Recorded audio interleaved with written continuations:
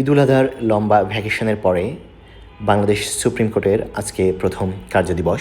Usually প্রথম দিনে আইনজীবীদের ব্যস্ততা একটু বেশি থাকে, কারণ ইতিমধ্যে ফাইলকৃত সকল মামলা মোশন হিয়ারিংয়ের জন্য আজকে কম্পিটেন্ট কোর্টগুলোতে জমা দিতে হয়।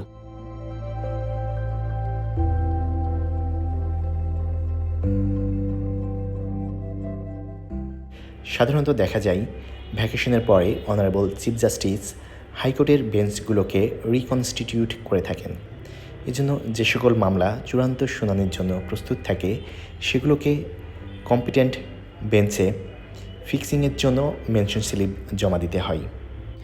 কোর্ট ওপেনিংয়ের প্রথম 2-3 কার্যদিবস বেঞ্চগুলো ফিক্সিংয়ের জন্য মেনশন স্লিপ অ্যালাউ করে থাকে।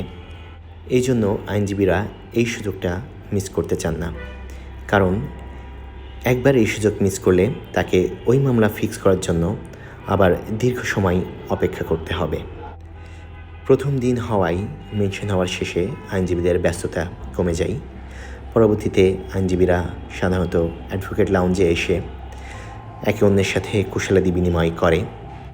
আমি নিজেও আজ নতুন কিছু মামলা মোশন হিয়ারিংয়ের জন্য কোর্টে জমা দিয়েছি এবং কিছু পুরাতন মামলা ফাইনাল হিয়ারিংয়ের জন্য ফিক্সিং স্লিপ জমা দিয়েছি।